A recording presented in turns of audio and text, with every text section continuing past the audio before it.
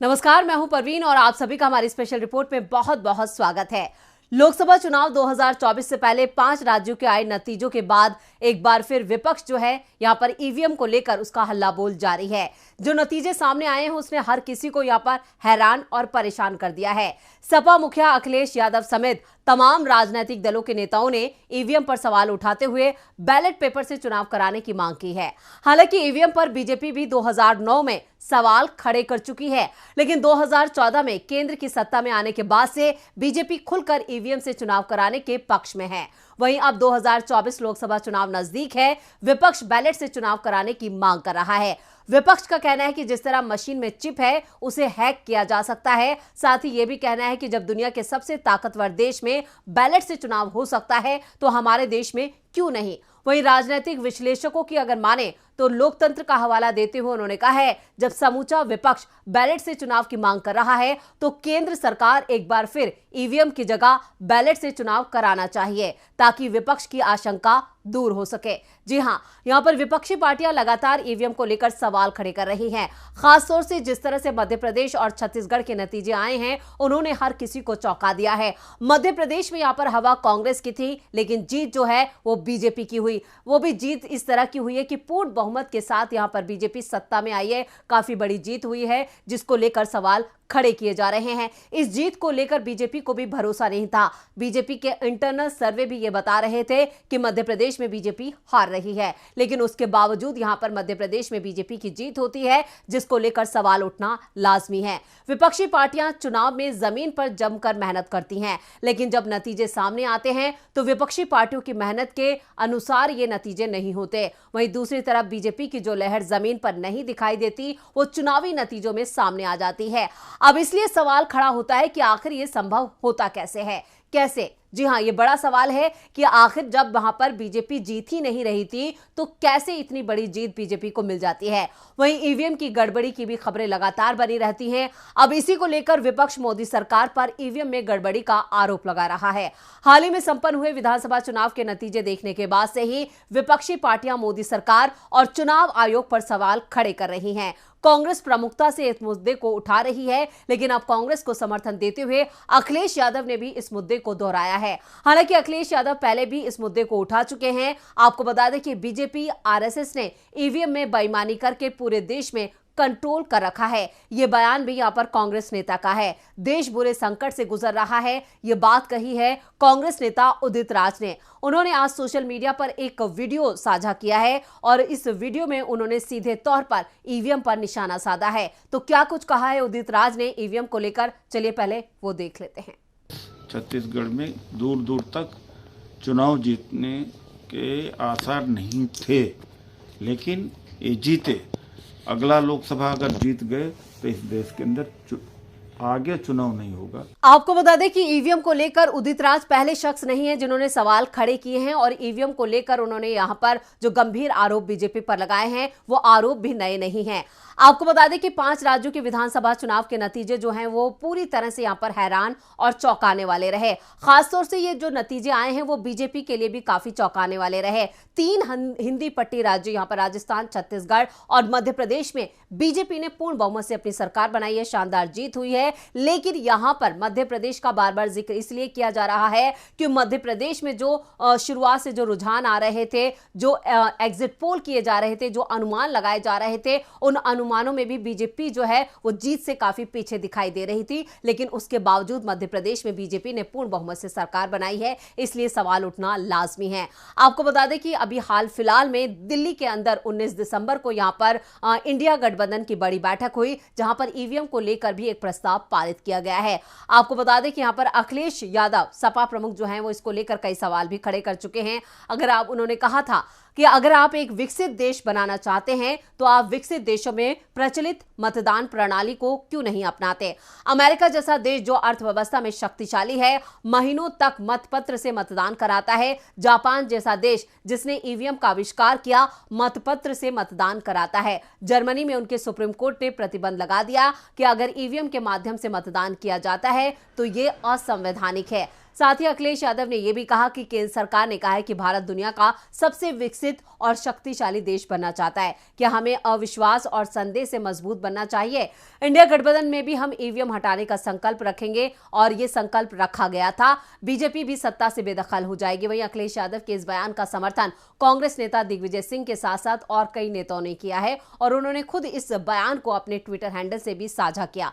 अब देखने वाली ये बात होगी कि बाकी विपक्षी पार्टियां लोकसभा चुनाव से पहले इस मुद्दे को कितनी सजगता से लेती हैं, क्योंकि लगातार यहां पर यह मांग की जा रही है कि ईवीएम को लेकर एक बड़ा आंदोलन करने की जरूरत है, जो फिलहाल यहां पर विपक्ष की तरफ से दिखाई नहीं दे रहा है। ना ही कांग्रेस की तरफ से, ना ही इंडिया गठबंधन के दूसरे दल ईवीएम को लेकर कोई बड़ा कदम उठाते हुए नजर आ रहे हैं। लगातार यहां पर इसको लेकर शिकायतें की जा रही हैं, चुनाव आयोग के दरवाजा खटखटाया जा रहा है और कई खत लिखे जा चुके हैं, कई शिकायतें दी जा चुके हैं, लेकिन उसके बावजूद ईवीएम को लेकर यहां पर चुनाव आयोग ने भी एक कह सकते हैं कोई सख्त कदम नहीं उठाया है, ना ही कोई सुझाव दिया है, जबकि यह मामला सुप्रीम कोर्ट तक पहुंच चुका है, लेकिन वहां से भी ईवीएम की जो समस्या है उसका समाधान निकलता नजर नहीं आ रहा है। इधर सोशल मीडिया पर भी ईवीएम को लेकर लोगों की जबरदस्त प्रतिक्रिया देखी जा रही है।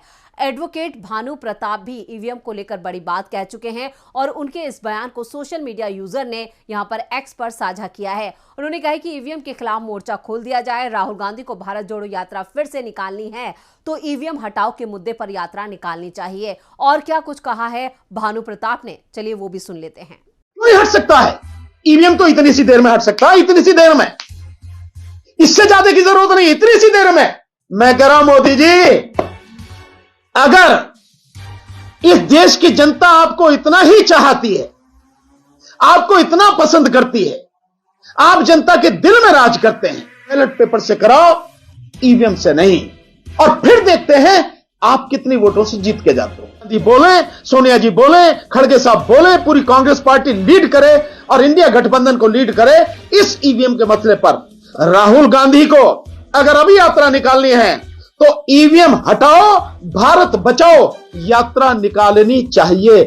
तो एडवोकेट भानु प्रताप का साफ तौर पर कहना है कि ईवीएम में गड़बड़ी जरूर है। इधर साहिबा नंदा मोहिंती जो सोशल मीडिया यूजर हैं वो लिखते हैं, बुद्धिजीवियों का कहना है कि ईवीएम हैक नहीं हो सकता क्योंकि इंटरनेट कनेक्टेड नहीं है, पर प्री प्रोग्राम करके रिमोट से तो किया जा सकता है ना? ये सवाल उन्होंने उठाया। इधर सोशल मीडिया यूजर एक और हैं सुनील यादव, वो लिखते हैं, लखनऊ में सपा कार्यालय के बाहर होर्डिंग लगाई गई है, इन पर लिखा गया है ईवीएम हटाओ और देश बचाओ, ईवीएम हटाओ बैलेट लाओ। सपा के युवजन सभा के पूर्व प्रदेश सचिव ने कहा कि अमेरिका की तरह बैलेट पर भारत में भी चुनाव हो। जी हां, ये मांग भी यहां पर सोशल मीडिया यूजर्स की तरफ से लगातार की जा रही है और सोशल मीडिया यूजर्स भी यहां पर जो हैं अपनी प्रतिक्रियाएं दे रहे हैं। उनको साफ तौर पर कहना है कि जब इस तरह के नतीजे आते हैं तो सवाल खड़े होना लाजमी है। आखिर मोदी सरकार जो है वो ईवीएम की जगह बैलेट पेपर से चुनाव क्यों नहीं करा रही है?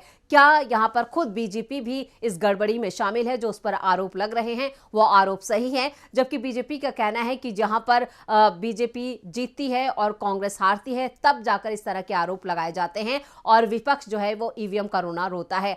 आपको बता दें कि यहां पर इंडिया गठबंधन की जो 19 दिसंबर को दिल्ली में बैठक हुई थी, वहां पर भी ईवीएम को लेकर उस मुद्दे पर एक अच्छी खासी चर्चा की गई और इसको लेकर कई दलों ने यहां पर जो सहमति दी है उसके बाद एक प्रस्ताव पारित किया गया है और इस प्रस्ताव को लेकर यहां पर सीपीआई नेता सीताराम येचुरी ने भी मीडिया से बात की थी। तो चलिए उनका भी ये बयान देख लेते हैं। ईवीएम को लेकर कुछ चर्चा हुई मीटिंग में? बिल्कुल चर्चा हुई है, एक प्रस्ताव पारित किया गया, वो आपके बीच में बांटा गया, आप उसको देख लीजिएगा। वो हम ईसीआई से उस सवाल को उठाएंगे। सीट शेयरिंग को लेकर कोई टाइमलाइन डिसाइड हुई है सर? सीट शेयरिंग कैसे होगी, स्टेट लेवल पे कैसे होगी? आप चिंता मत कीजिए, बहुत काफी चुनाव से काफी पहले तय हो जाएगी। यार ये कौन प्रपोज किया? ममता जी ने, जानकारी है ममता जी ने आपसे यार जो थे वहाँ पे मीटिंग में उनको पता नहीं, आपको पता है तो आप ही जवाब दीजिए। तो सीताराम येचुरी का भी साफ तौर पर कहना है कि प्रस्ताव पारित किया गया है, ईवीएम को लेकर सवाल जरूर है, इन सवालों का जवाब फिलहाल मिलता दिख नहीं रहा है, लेकिन एक बड़े आंदोलन की जरूरत है। एक आंदोलन ऐसा छेड़ा जाए जो ईवीएम के खिलाफ हो और ये कदम जितना जल्द हो उतना अच्छा है, क्योंकि यहां पर अगर विपक्ष जितनी देर करेगा उतनी ही जो वक्त है उसके हाथ से निकलता जाएगा, क्योंकि 2024 चुनाव काफी नजदीक है। और ऐसे में अगर कोई ईवीएम को लेकर बड़ा कदम यहां पर विपक्ष की तरफ से नहीं उठाया जाता है तो इसका घाटा जो है वो विपक्ष को उठाना पड़ सकता है, इसका खामियाजा भुगतना पड़ सकता है। ऐसे में ईवीएम के खिलाफ सिर्फ आवाज उठाने से कुछ नहीं होगा, बल्कि सड़कों पर उतरना होगा और एक बड़ा आंदोलन छेड़ना होगा। जिस तरह के आंदोलन अब तक सामने आए हैं, उसी तरह का बड़ा आंदोलन एक बार फिर विपक्ष की तरफ से होना बहुत जरूरी है। अगर ईवीएम को लेकर शक है तो ईवीएम के खिलाफ एक आंदोलन होना चाहिए। विरोध की आवाजें सिर्फ ट्विटर पर सिमट कर ना रह जाएं और सिर्फ अपने एसी कमरों में बैठकर रणनीति बनाने में वक्त जाया ना हो जाए। इससे जरूरी है कि आप लोग सड़कों पर आएं और ईवीएम के खिलाफ एक बुलंद आवाज उठाएं और एक आंदोलन छेड़ें। यह बात लगातार की जा रही है। अब देखना यह होगा कि विपक्ष कब जागता है और कब ईवीएम के खिलाफ यहां पर आंदोलन छेड़ा जाता है। आपको बता दें कि ईवीएम जो है वो कई देशों में बैन है। भारत समेत कई देशों में ईवीएम का इस्तेमाल तो किया जाता है, लेकिन एक रिपोर्ट के मुताबिक भारत के अलावा ब्राजील, मालदीव, नमीबिया, नेपाल, भूटान, मिस्र, फिलीपींस, बेल्जियम, एस्टोनिया, संयुक्त अरब अमीरात, वेनेजुएला और जॉर्डन में भी इसका इस्तेमाल किया जाता है। वहीं अमेरिका समेत जो कई देश हैं वहां पर बैलेट पेपर से वोटिंग होती है, जबकि कई देशों में ईवीएम को बैन कर दिया गया है। इंग्लैंड, फ्रांस, जर्मनी, नीदरलैंड और अमेरिका में ईवीएम का इस्तेमाल नहीं होता है। इटली के नतीजे बदले जाने की आशंका पर इसे बैन लगा दिया गया था। जर्मनी, इंग्लैंड और फ्रांस में कभी ईवीएम का इस्तेमाल नहीं हुआ, जबकि नीदरलैंड और इटली में ईवीएम पर पूरी तरह से बैन लगा दिया गया है। जब इन देशों में ईवीएम पर बैन हो सकता है तो भारत में क्यों नहीं हो सकता है? ये सवाल भी अब उठाए जा रहे हैं और 2024 का जो चुनाव है वो बैलेट पेपर से कराने की मांग विपक्ष की तरफ से की जा रही है। और देश की जनता जो यहां पर ये चाहती है कि देश में बदलाव हो, देश की राजनीति में बदलाव हो, उनका भी मानना है कि ईवीएम को हटाकर यहां पर बैलेट पेपर से चुनाव कराया जाना चाहिए। तो ये थी हमारी स्पेशल रिपोर्ट। आपको हमारा ये वीडियो कैसा लगा नीचे कमेंट बॉक्स में अपनी राय जरूर दें और इस वीडियो को ज्यादा से ज्यादा लाइक करें और शेयर करें। देखते रहिए डीबी लाइव। नमस्कार।